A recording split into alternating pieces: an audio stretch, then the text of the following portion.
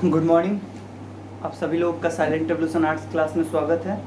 मैं विवेक वाजपेयी आप सभी लोग का स्वागत करता हूँ। कुछ विद्यार्थियों का डिमांड था कि सर साइकोलॉजी मुझे समझ में नहीं आता। सर साइकोलॉजी मैंने ले लिया है, अभी तक कुछ पढ़ाई नहीं हुआ है, कैसे मैं क्या करूँ नहीं करूँ।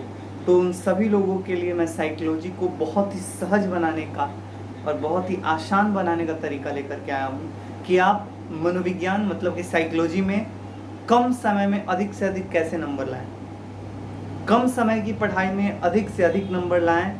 और आप यकीन मानिए साइकोलॉजी में बहुत अच्छा नंबर लाया जा सकता है। बच्चे डरते हैं साइकोलॉजी से, लेकिन ये साइकोलॉजी आपके जीवन का एक पार्ट है। मैं बताऊंगा कैसे आप बहुत कम समय में अगर किसी सब्जेक्ट में सबसे अच्छा नंबर ला सकते हैं, तो वो है साइकोलॉजी, मनोविज्ञान।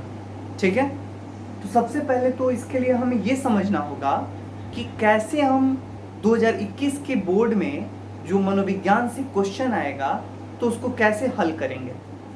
ठीक है, तो इसके लिए सबसे पहला मेरा काम ये होगा कि मैं क्वेश्चन बैंक उठाऊंगा।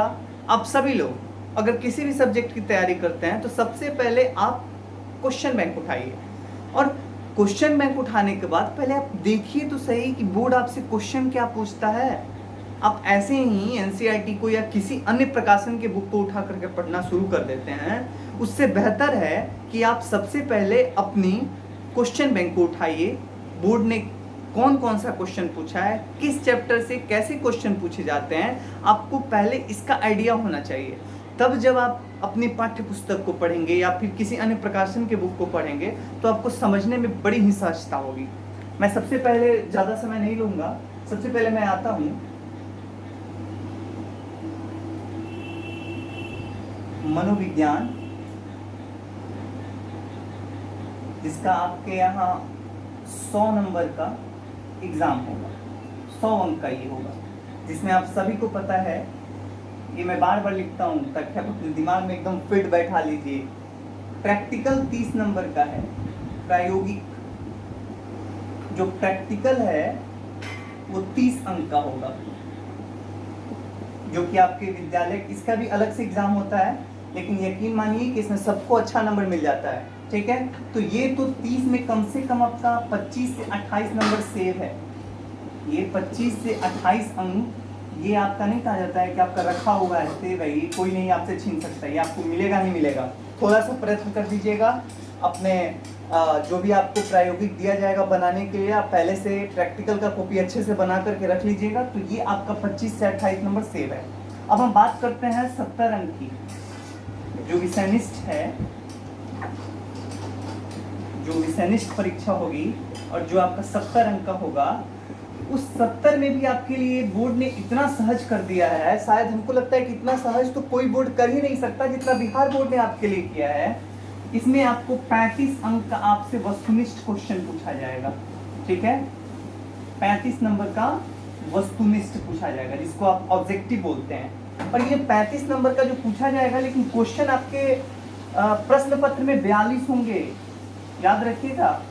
आपके प्रश्न पत्र में टोटल जो ऑब्जेक्टिव पूछा जाएगा वो 42 प्रश्न दिए जाएंगे आपको ऑब्जेक्टिव के। ठीक है, और इस 42 में से आपको जवाब सिर्फ कितना का देना है, 35 का। अरे भैया, अब बोर्ड कितना इजी बनाया आपके लिए, आपसे 42 क्वेश्चन पूछ रहा है और उसमें से ही बोल रहा है कि आप जो 35 सही उत्तर जानते हैं उसका ही जवाब आप दीजिए। तो कोई भी बच्चा अगर ढंग से तैयारी करे, थोड़ा सा भी मेहनत अगर अच्छे से करे, तो 35 में 35 ला सकता है। मैं लिख करके देता हूँ, मुझसे लिखवा लीजिए कहीं पर। ये 35 भी आपका रिजर्व है। अगर आप एनसीईआरटी के जितने महत्वपूर्ण, जो आप देखिएगा ब्लैक कलर के हाईलाइट किया हुआ है, जिसे कौन सा सिद्धांत किसने दिया, ठीक है, आप वो सारे सिद्धांत के प्रतिपादक का नाम याद कर लीजिए, कब दिया, उस सिद्धांत में क्या है। आप प्रत्येक चैप्टर वाइज 9 चैप्टर हैं आपके पास, 9 चैप्टर से थोड़ा सा मेहनत कर दीजिए, मतलब 3 से 4 दिन का मेहनत है। आप ऑब्जेक्टिव उसमें से एनसीईआरटी में से निकाल लीजिए, और यकीन मानिए एनसीईआरटी से हट के ऑब्जेक्टिव नहीं पूछ सकता है बोर्ड, उसकी भी एक अपनी सीमा है। आप 4 दिन की मेहनत से अगर एनसीईआरटी से ऑब्जेक्टिव अगर आप निकाल लेते हैं, तो ये 35 नंबर आपका सेफ, ये कोई नहीं, मतलब लिख लीजिए कि 35 नंबर इसमें आपका आ जाएगा थोड़ी सी मेहनत से। और दूसरा मेहनत क्या करना है, किसी भी प्रकाशन का जो आप गाइड कहते हैं, किसी भी प्रकाशन का उठा लीजिए ऑब्जेक्टिव का, और उस ऑब्जेक्टिव के उठाने के बाद हमको लगता है 350-500 क्वेश्चन वो तैयार करके आपको देते हैं। आपको उतना मेहनत और नहीं करना पड़ेगा, आप एनसीईआरटी से तैयार किए हुए हैं और एक बार क्या कीजिए कि सरसरी नज़र से उन सारे ऑब्जेक्टिव को देख जाइए, पढ़ जाइए, तो 35 में 35 आपका कोई नहीं रोक सकता। बचा नेक्स्ट 35 अंक। अब इसके लिए दो तरह के क्वेश्चन आपसे पूछे जाएंगे। एक जो क्वेश्चन पूछा जाएगा वो आपसे शॉर्ट क्वेश्चन आंसर पूछा जाएगा, जिसे लघुत्तरीय क्वेश्चन करते हैं। ध्यान दीजिएगा, एक जो पूछा जाएगा वो होता है लघुत्तरीय, शॉर्ट क्वेश्चन आंसर, लघुत्तरीय प्रश्न पूछे जाएंगे आपसे। प्रश्न कितने रहेंगे लघुत्तरीय? तो आपको 18 प्रश्न रहेगा, ध्यान दीजिएगा, 18 शॉर्ट क्वेश्चन आंसर पूछे जाएंगे, 18 क्वेश्चन रहेगा शॉर्ट में। लेकिन आपको जवाब कितने का देना है भैया? तो आपको जवाब केवल 10 का देना है, 10 क्वेश्चन का ही आपको जवाब देना है। लघुत्तरीय आपसे 18 क्वेश्चन दिए रहेंगे, जवाब केवल आपको 10 का देना है और प्रत्येक के लिए आपको 2 नंबर मिलेगा। मतलब इस शॉर्ट क्वेश्चन के लिए आपका 20 अंक का एग्जाम होगा। अब लॉन्ग के लिए कितना बच गया? जिसको आप दीर्घोत्तरीय बोलते हैं, इसको आप लॉन्ग क्वेश्चन आंसर बोलते हैं। तो दीर्घोत्तरीय जो है वो 5 अंक का होगा। आपसे 5 अंक का लॉन्ग क्वेश्चन आंसर पूछा जाएगा। दिया कितना रहेगा? 6 दिया रहेगा। 6 लॉन्ग क्वेश्चन होगा, 6 क्वेश्चन होगा लॉन्ग में। लेकिन जवाब कितना का लिखना है आपको एग्जाम में? 3 क्वेश्चन का जवाब देना और प्रत्येक 5 नंबर का। कहने का मतलब है कितना नंबर हो गया? 15 नंबर हो गया। देखिए कितना बड़ी सहजता से समझिएगा। इस 35 में शॉर्ट आपसे 18 क्वेश्चन रहेगा। उस 18 क्वेश्चन में से आपको जवाब 10 का देना है, प्रत्येक क्वेश्चन 2 मार्क का है, 20 नंबर यहाँ हुआ। और लॉन्ग 6 रहेगा, 3 का जवाब देना है, 15 नंबर, मतलब 35 नंबर। अगर आपने अच्छे से वस्तुनिष्ठ प्रश्न को तैयार किया है तो आपको लघुत्तरीय लिखने में दिक्कत नहीं होगा। 18 में आप छांट लीजिए ना कौन सा 10 शॉर्ट क्वेश्चन आंसर आपको अच्छे से याद है, तो ये बहुत अच्छे से आप लिख लीजिएगा थोड़े से मेहनत से। और जो दीर्घोत्तरीय क्वेश्चन है, अगर आपने लघुत्तरीय और ये अच्छे से किया है तो दीर्घोत्तरीय लिखने में आपको दिक्कत नहीं होनी चाहिए। और हम लोग गेस भी प्रोवाइड करा देते हैं आपको। 10 लॉन्ग देंगे, उस 10 में से 3 रहेगा ही रहेगा। 10 लॉन्ग देंगे, उसमें से 3 रहेगा ही रहेगा। तो लॉन्ग के लिए मेहनत करने की जरूरत नहीं है, रट्टा मारने की कोई जरूरत नहीं है, ठीक है। तो वहां से हम लोग लॉन्ग ही कर लेंगे। तो आप सोचो कि यहाँ पे आपका 28 नंबर पहले से सेव है, 35 नंबर ये दे दिया, 35, 28, 20 नंबर का लिखते हो तो 15 नंबर तो ला ही सकते हो बाबू। और 15 नंबर का जो लॉन्ग लिखते हो उसमें से 10 नंबर लाओ। तो जोड़ लो जरा तुम, ये 5 5 10 8 18, हाथ में लगा 1, 3 2 5 1 6 1 7 1 8, मतलब मिनिमम 88 से 90 नंबर ये साइकोलॉजी अकेले आपको देने वाला है। बस आप सही रणनीति से पढ़ाई करें और टॉपर वहीं बनते हैं जो बहुत विद्वान होने की टॉपर बनने के लिए ज़रूरत नहीं है। बहुत विद्वान आपको नहीं होना है, आपको स्मार्ट स्टडी करना है, कम समय में अच्छे मार्क्स को लाना। अब ये तो मैं बिहार बोर्ड के पिछले साल का मैंने पैटर्न आपको चर्चा किया। बहुत लोग कह रहे हैं कि ऑब्जेक्टिव कर देगा, 70% ऑब्जेक्टिव, 30% ऑब्जेक्टिव। बाबू बोर्ड क्या करेगा ये ना हम जानते हैं अभी, ना आप जानते हैं, जब तक बोर्ड का निर्देश नहीं आता। लेकिन हम लोग जो पुराना पैटर्न है, ऐसे भी पिछले साल बोर्ड ने अपने पैटर्न में बदलाव किया है और मुझे लगता है कि कोई ऑब्जेक्टिव कोई वैसा चेंज करने वाला नहीं है बोर्ड। आपको बोर्ड जो पहले वाला पैटर्न है 50% ऑब्जेक्टिव 50% सब्जेक्टिव जो लेकर के चल रहा है, वही पैटर्न बोर्ड लेकर के चलेगा। इसमें मुझे कोई शंका नहीं है। अब अगर बोर्ड का कोई नया निर्णय आता है तो वो मैं नहीं कहूँगा, लेकिन मुझे जहाँ तक लगता है कि पैटर्न यही रहेगा। तो आइए थोड़ा सा हम चर्चा करते हैं क्वेश्चन पे। पिछले ईयर के क्वेश्चन कौन देखते हैं, ठीक है। इसे मैं मिटा देता हूँ। किसी को अगर नोट करना होगा तो आप वीडियो पॉज करके नोट कर सकते हैं।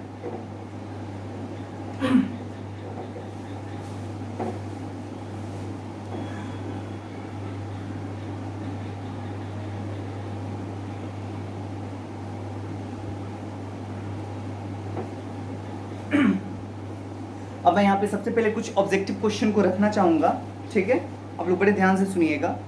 क्वेश्चन है रोशारका परीक्षण क्या है। सबसे पहले मैं ऑब्जेक्टिव की चर्चा करता हूँ। सबसे पहले मैं ये 2020 का प्रश्न है जो बोर्ड ने पूछा था, बिहार बोर्ड ने, बीएससीबी ने पूछा था, ठीक है। और ये मैं सबसे पहले ऑब्जेक्टिव की चर्चा कर रहा हूँ।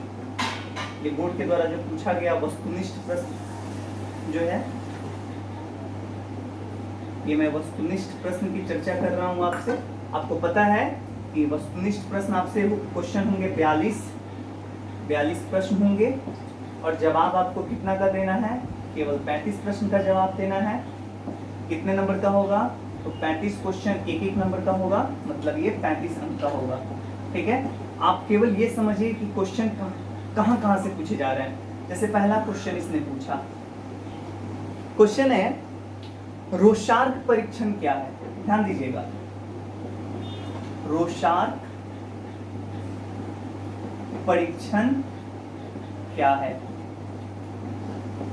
और इसने अपना 4 ऑप्शन दे दिया, option A, option B, option C, option D. मैं ऑप्शन ए लिख रहा हूं क्योंकि मुझे बस समझाना है आपको।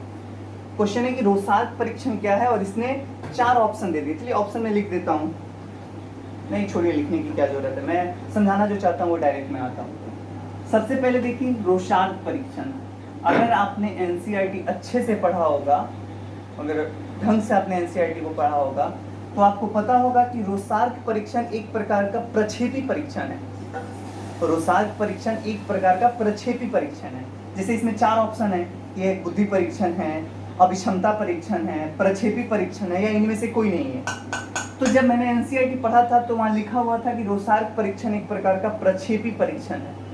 तो ये चीज क्लियर हो गया कि भैया बुद्धि परीक्षण से क्वेश्चन पूछ रहा है। अब मेरे दिमाग में हो गया कि बुद्धि परीक्षण से क्वेश्चन पूछ रहा है। अब हमें एनसीईआरटी में किसी भी प्रकार का परीक्षण मिलेगा तो हम बड़े ध्यान से देखेंगे कि उस परीक्षण को प्रतिपादक कौन है, उसका खोज कब हुआ और वो किस प्रकार का परीक्षण है, बुद्धि परीक्षण है कि अभिक्षमता का परीक्षण है कि आत्म परीक्षण है, क्या है। हमको ये मेरे दिमाग में बैठ गया। अब मैं चाहे एनसीईआरटी पढ़ूंगा तो किसी भी प्रकार का परीक्षण आएगा तो मैं तुरंत अंडरलाइन करूंगा कि बोर्ड इससे क्वेश्चन पूछ सकता है। सेकंड क्वेश्चन देखिए, जो सेकंड क्वेश्चन है वह है कि निम्नलिखित में से कौन सा शाब्दिक बुद्धि परीक्षण है। देखो फिर क्वेश्चन आया कि निम्नलिखित में से कौन सा शाब्दिक बुद्धि परीक्षण है। अब देख लो, फिर परीक्षण से रिलेट किया। अगर मैंने एनसीईआरटी को पढ़ा होगा तो मुझे पता होगा कि इसका आंसर क्या है। तीसरा क्वेश्चन सुनिए, रेवन प्रोग्रेसिव मैट्रिक्स किस तरह का बुद्धि परीक्षण है। अब देख रहे हो ना, ये बार बार बुद्धि परीक्षण से क्वेश्चन रिलेट कर रहे हैं, क्योंकि जब आप उस चैप्टर को पढ़ोगे, पहला और दूसरा चैप्टर पढ़ोगे, तो आपको उसमें बहुत सारे बुद्धि परीक्षण के बारे में पढ़ना है। युंग का सिद्धांत देखना है, बहुबुद्धि सिद्धांत देखना है, मतलब बहुत तरह का सिद्धांत देखना है। रोविन मैग्रेसिव, जब ये जो क्वेश्चन पूछा है रेवन प्रोग्रेसिव मैट्रिक्स, इसके बारे में भी पढ़ना है। तो ये वहां से क्वेश्चन डायरेक्ट पूछा जा रहा है आपके पहले दूसरे चैप्टर से बुद्धि परीक्षण के बारे में। लगातार 3 क्वेश्चन हो गया, तो मैं उस चैप्टर को पढ़ूंगा तो मैं बहुत ही ध्यान लगा करके पढ़ूंगा। फिर चौथा क्वेश्चन देखिए, कुंठा आक्रमण सिद्धांत में किसने कुंठा को आक्रमण की जननी माना है। जैसे बहुत लोगों के मन में किसी प्रकार की कुंठा किसी के प्रति बैठ जाती है ना, किसी प्रकार की गलत भावना, गलत विचार, और कहता है कि वो आक्रमण की जननी है, और वो कुंठा जो है उस व्यक्ति के प्रति उसके मन में घृणा का भाव, द्वेष पैदा कर देती है। तो ये बात किसने कही थी। तो बाबू अगर मैंने एनसीईआरटी पढ़ा होगा तो मुझे पता होगा कि इसको कहने वाले फ्राइड साहब हैं। फ्राइड, आपने नाम देखा होगा, एक मनोवैज्ञानिक है फ्राइड। तो आपको पता होना चाहिए। आप बस एक काम करो ना, मैं आपको ऑब्जेक्टिव के लिए एक चीज़ मैं यूट्यूब के माध्यम से, इस वीडियो क्लिप के माध्यम से मैं आपको बस इतना कहना चाहता हूँ कि बाबू टीचर पे डिपेंड मत रहो, self study is best study. अब तुम पूछोगे कि सर कोचिंग और आपकी क्या प्रासंगिकता है, तो मैं एक मार्गदर्शक हूँ जो तुम्हें मार्गदर्शन देने का काम करूँगा, कि तुमको मैं रास्ता बताऊंगा कि तुम्हें चलना कैसे, चलना तो तुम्हें पड़ेगा। मैं तो आकर के तुम्हें याद नहीं करवाऊंगा, मैं आकर के तुम्हें याद नहीं कराऊंगा। मैं तुम्हें एक प्रेशर बना सकता हूँ कि बाबू तुम्हें पढ़ना है, एक माहौल दे सकता हूँ, तुम्हें एक जिम्मेदारी दे सकता हूँ, करना तो तुम्हें है।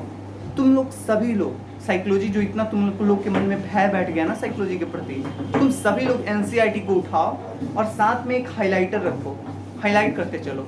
तुम पहले तो क्वेश्चन बैंक का तो तुम सारा ऑब्जेक्टिव देख लो, कैसा कैसा ऑब्जेक्टिव पूछा हुआ है, तब तुम चैप्टर में हाथ लगा, और जब तुमको वैसा कोई भी ऑब्जेक्टिव मिले तो तुरंत एनसीईआरटी में हाईलाइट करो। और मैं क्वेश्चन पर करके बताता हूँ। जैसे और क्वेश्चन देख सकते हो, पूछ रहा है कि एक प्रभावी मनोवैज्ञानिक की क्या विशेषता होती है। फिर आपसे पूछ रहा है साक्षात्कार के कौन कौन से चरण होते हैं। फिर आपसे पूछ रहा है निम्नलिखित में से कौन सा विशिष्ट बालक नहीं है। मतलब इससे रिलेटेड बहुत सारे क्वेश्चन पूछे जा रहे हैं। ठीक है, 1 मिनट का मैं समय लूंगा।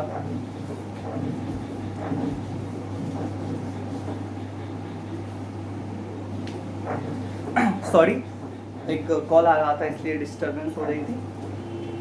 चलिए कोई बात नहीं, फिर मैं आगे बताता हूँ। आगे क्वेश्चन है, निम्नलिखित में से किसी योग के पिता के रूप में आदर प्राप्त है। फिर क्वेश्चन है, टाइप ए प्रकार के व्यक्तित्व में कौन सी विशेषता पाई जाती है। फिर क्वेश्चन है, निम्न में से कौन प्राथमिक समूह का उदाहरण है। किसने समूह को दो वर्गों प्राथमिक समूह और गौण समूह में बांटा है। फिर क्वेश्चन है, वातावरणीय प्रदूषण किस रूप में हो सकता है। फिर क्वेश्चन है, मनुष्य चिकित्सा पद्धति को किसने विकसित किया। बाबू मेरे कहने का मतलब यही है कि आप बस एक काम कर लो, एनसीईआरटी उठाओ सभी लोग और लग जाओ एनसीईआरटी पे। 4 दिन आपको लगेगा बस पढ़ने में। अगर मन नहीं भी करे ना पढ़ने का तो एक बार क्वेश्चन बैंक स्टडी करने के बाद तुम सोचना कि भैया मुझे 35 में 35 लाना है और एनसीईआरटी से हट के ऑब्जेक्टिव नहीं पूछ सकता। तुम उसको अंडरलाइन करते चलना और उन सारे अंडरलाइन किए हुए को आप मुझे भेज सकते हो। मैं देख लूँगा कि आपने कैसा ऑब्जेक्टिव तैयार किया है। और अपना जो नोट्स होता है ना उसे याद करना बहुत आसान होता है। मैं अगर आपको कोई नोट्स दूं और तुम खुद से कोई नोट्स बना रहे हो तो तुम्हारा खुद का नोट्स बहुत कारगर होता है। ठीक है, तो 35 नंबर का ऑब्जेक्टिव हम यहाँ से कर लेंगे। अब मैं थोड़ा सा चर्चा करता हूँ लघुतरीय पर। क्वेश्चन सुनिएगा, लघुतरीय में कौन कौन सा क्वेश्चन है। पहला क्वेश्चन है, संवेगात्मक बुद्धि क्या है। एनसीईआरटी ने इसका बहुत अच्छे से एक्सप्लेनेशन किया है। मैं इतना टाइम नहीं है कि मैं यहाँ पे एक एक चीज़ का आंसर बताऊँ। मैं फिर कभी अगर आपकी डिमांड होगी तो मैं उन सारी चीज़ों को ही बनाऊंगा, एक एक क्वेश्चन पे भी डिस्कस करके बताऊंगा कि लिखा कैसे जाता है। लेकिन इस वीडियो के माध्यम से बस मैं आपकी ये भ्रांति दूर करना चाहता हूँ कि आपको लगता है कि साइकोलॉजी सबसे टफ सब्जेक्ट है। मैं नहीं, बहुत सारे लोगों का मानना है साइकोलॉजी बहुत ईजी है, बस पढ़ने में आपको रुचि पैदा करनी होगी। फिर क्वेश्चन देखिए, परामर्शदाता की किन्हीं 2 विशेषताओं का वर्णन करो। सृजनात्मकता को समझाइए। भारतीय पुनर्वास परिषद क्या है। मानव व्यवहार पर इलेक्ट्रॉनिक प्रदूषण के प्रभाव का वर्णन करें। बुद्धि मापन के एक वाचिक बुद्धि परीक्षण का वर्णन करें। व्यवहार पर टेलीविजन के समाघात को लिखें। दिख रहे हो, ये आपके दैनिक जीवन से क्वेश्चन जोड़ करके पूछ रहे हैं। ये सब क्वेश्चन आपको किताब में कोई हिंट से मिलेगा, ये सब लिखना आपको खुद से है कि एक मनुष्य के जीवन पर टेलीविजन का क्या प्रभाव पड़ता है। ये आप हम बखूबी जानते हैं कि आप जैसा परिवेश में रहते हो, जैसा देखते हो, जैसा सुनते हो, कहीं ना कहीं वैसी विचारना, वैसी मनोवैज्ञानिक भावना आपके मन में भी विकसित होती है। तो ये साइकोलॉजी यहाँ से क्वेश्चन उठा रहा है जो आपके जीवन से जुड़ा हुआ है। आप इसे बहुत अच्छे तरीके से लिख सकते हैं। और देखिए, मानसिक दुर्बल बालक की किन्हीं 3 विशेषताओं का वर्णन करो। और वैसा बालक जो मानसिक रूप से दुर्बल है उसकी 3 क्या विशेषता होगी। आप जानते हैं, आप प्रतिदिन अपने समाज में ऐसे लोगों को देख रहे हैं, वैसे 3 से क्या विशेषता होगी आप बहुत अच्छे से लिख सकते हैं उसको। फिर क्वेश्चन है कि संस्कृति का संक्षिप्त टिप्पणी लिखें। दमन पर संक्षिप्त टिप्पणी लिखें। व्यक्तिक भिन्नता क्या है। मद्यपानता संबंध विकार पर टिप्पणी लिखें। मद्यपान मतलब होता है शराब का जो सेवन करता है उसे कौन कौन सी विकार उत्पन्न हो सकती है, उस पर लिखना है। मतलब आप एक चीज़ याद रखना, अगर आपने एनसीईआरटी को थोड़ा सा अच्छे से पढ़ लिया और अगर आपकी अपनी व्यवहारिक जीवन की समझ अच्छी है तो आप साइकोलॉजी के सभी प्रश्नों का उत्तर अपनी भाषा में बहुत सहजता से दे सकते हो। एकदम डरने की जरूरत नहीं है। मैं कुछ लॉन्ग क्वेश्चन को भी पढ़ता हूँ, जैसे व्यक्तित्व के 5 शील गुणों का वर्णन करें। परामर्श क्या है, परामर्श प्रक्रिया के चरणों का वर्णन करें। अंतर समूह संघर्ष के कारणों का वर्णन करें। मनोवृत्ति का निर्माण किस तरह से होता है। मनोचिकित्सा के चरणों की विवेचना करें। बाबू साइकोलॉजी बहुत ईजी है। मैं लॉन्ग में आपको कुछ दिन बाद एग्जाम से 1 से 1.5 महीना पहले मैं आपको गेस्ट क्वेश्चन दूंगा। और गेस्ट क्वेश्चन क्या, वो पूरे साइकोलॉजी के सारे चैप्टर का निचोड़ होगा वो लॉन्ग याद करने का मतलब उसमें कितने सारे शॉर्ट शामिल हैं, कितने सारे ऑब्जेक्टिव शामिल है, वहीं तो मिलकर के लॉन्ग होता है। ठीक है, तो साइकोलॉजी की भ्रांति को मन से निकाल दीजिए। साइकोलॉजी बहुत ईजी सब्जेक्ट है, बहुत कम समय में हम लोग साइकोलॉजी में अच्छा नंबर मतलब ला सकते हैं। आप आज से साइकोलॉजी से डरना बंद कीजिए। इसके आगे मैं यूट्यूब पर और अपने साइलेंट रेवोल्यूशन आर्ट्स क्लास के माध्यम से आप सभी लोगों के लिए साइकोलॉजी पर अब प्रत्येक सप्ताह में 1 से 2 वीडियो लाने की मैं कोशिश हमेशा करूंगा। और अगली वीडियो में मैं किसी एक चैप्टर को उठाऊंगा, उसके सारे ऑब्जेक्टिव और बहुत सारे कॉन्सेप्ट में मैं चर्चा करूंगा। और प्रत्येक चैप्टर पे मेरा 1 से 2 वीडियो आपको 1 सप्ताह में मिलते रहेगा। इसके लिए आप देखते रहिए हमारे यूट्यूब चैनल को और साथ ही हमारे साइलेंट रेवोल्यूशन आर्ट्स क्लास के साइट को भी विजिट करते रहिए। बहुत बहुत धन्यवाद। आपका दिन शुभ हो।